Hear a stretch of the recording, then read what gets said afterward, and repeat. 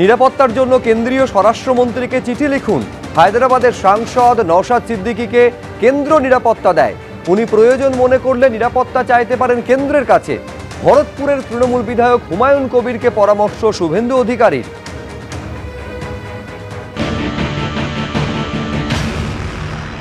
ওনাকে আমি পরামর্শ করব যে আপনি কেন্দ্রীয় স্বরাষ্ট্রমন্ত্রীকে সিকিউরিটির জন্য লিখুন, নইলে কলকাতা হাইকোর্টে যান, যেমন নৌশাদ ভাই গেছিল। উনি যদি বলছেন নিরাপত্তার অভাব আছে, তাহলে আমি বলবো, কারণ ভারতীয় জনতা পার্টি আসাউদ্দিন ওয়াইসিকেও সিকিউরিটি দিয়ে রেখেছে। ওনার গাড়ির উপরে যখন গুলি চলেছিল উত্তরপ্রদেশে ভোটের সময়, তারপরে ওনাকে জেড ক্যাটাগরি দিয়ে রেখেছে, সিআরপিএফ প্রোটেক্টার্স। নৌশাদ সিদ্দিকী যখন হাইকোর্টে যায়, ইউনিয়নের লয়ার ওখানে আপত্তি করেনি। অর্থাৎ ভারতীয় জনতা পার্টি বা নরেন্দ্র মোদীজি বা অমিত শাহজি, তারা চায় রাজনৈতিক লোকরা যে বর্ণের হোক, যে ধর্মের হোক, যে দলেরই হোক, তারা সবাই সুস্থভাবে গণতান্ত্রিকভাবে রাজনীতি করুন। হায়দ্রাবাদের এমপির security provided by the central government, আমাদের আইএসএফ এর MP security provided by the central government. উনি যদি মনে করেন, এটা আমার বক্তব্য নয়, উনি মে প্রসিড।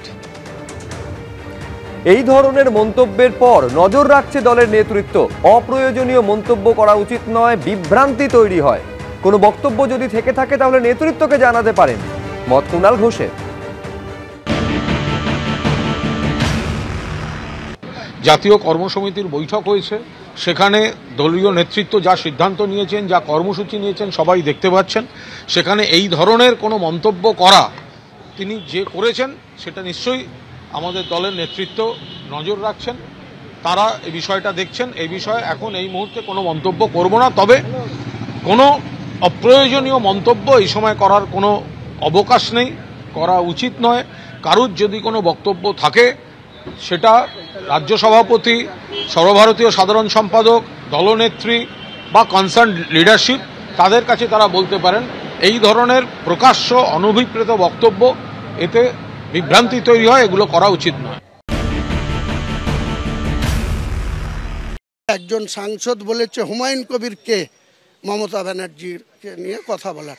মমতা বন্দ্যোপাধ্যায়কে আমাদের নেত্রী, তার এত বলার অধিকার আছে, আর আমাদের বলার অধিকার নেই। আমার এখন জানার দরকার আছে তৃণমূল কংগ্রেসের কারা কারা মমতা বন্দ্যোপাধ্যায়কে তৃণমূল কংগ্রেসে চায় না এট অল, তারা নাম করুক, বলে দিচ্ছি না আমরা তৃণমূল কংগ্রেসে চাই না মমতা বন্দ্যোপাধ্যায়কে।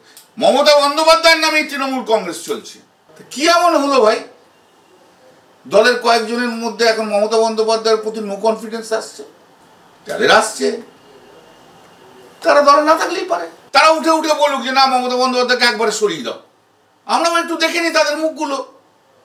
লুকোচুপি খেলার তো কিছু দরকার নেই। হুমায়ুন কবিরকে মমতা বন্দ্যোপাধ্যায়ের যোগ্যতা নিয়ে প্রশ্ন করার, আমি দলেরই কিছু না, আমি তো ওই একজন সাংসদ বলেছে হুমায়ুন কবিরকে হোয়াই, তো তিনি কে সেটা তো দলের নেত্রীর কাছে তিনি তো সমর্থন করুন, আর তিনি কে সেটা আমি মুর্শিদাবাদের মানুষকে দিয়ে ওনার কথার জবাব দেব।